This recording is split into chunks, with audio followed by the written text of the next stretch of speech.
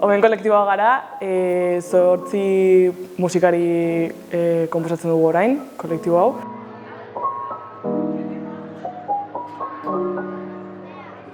Egia esan, izena jarri genion pixka bat, bromaz edo asko pentsatu gabe. Genokalako bolo bat Lizarrako gaztetxean eta atera zen ideia deitzeko omen, ze ez geneukan oso argi egingo ote zen edo ez. Hortik aurrera sortu zen ideia pixka bat kolektibo bezala garatzeko. Guztiok ezagutu ginen elkar kontserbatorioan, lagun talde bat geha eta laguna bezala elkarrekin jo nahi genuen eta azkenean gure artean jotzeko ere bai erabaki genuen talde bat sortzea kontserbatoriotik kanpo. Gainera mugitzen ginen esparru berdin batean, dela euskalduna eta militantea, eta hor sortu genuen gure harremana. Omen kolektiboa sortu genuen ikusten genuelako kontserbatorio barruan hutsune bat zegoela eta gure ikasketak eta lagun taldearen bateratze hori omen kolektiboa izan zen. Gure ikasketak dira jazz ikasketak eta egia esan somatzen dugu hutsunea bai edukietan eta bai egiteko moduan, espazioetan, bai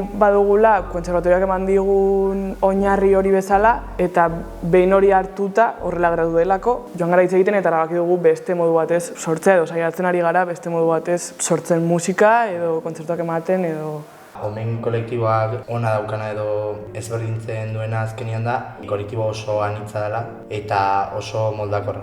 Moldatu gaitezke edozein kontzertu motara edo edozein musika estiloa.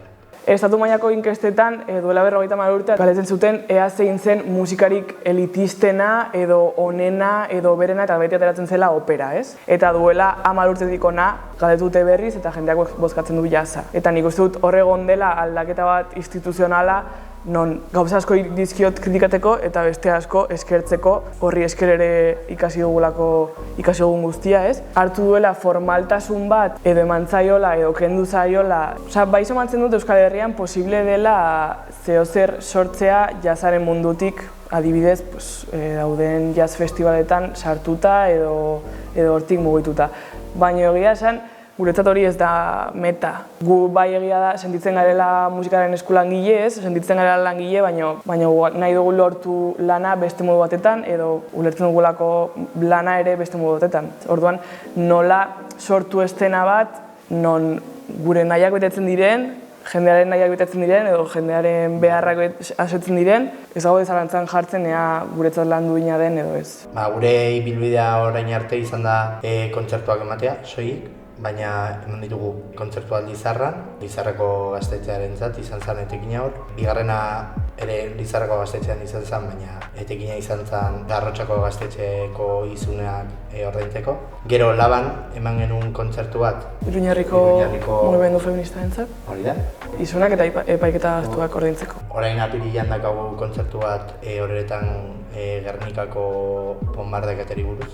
Omenaldi batean. Ekainean igual Lizarrako jaialdian. Eta Errekale horren igual. Errekale horren ere bai, igual. Orain arte mugitu ditugun kontzertu guztiak izan dira... Zerbaitenak. Bai, eta norbaitentzat. Eta gainera uste dugu, jarraituko dugu hori egitea. Bai.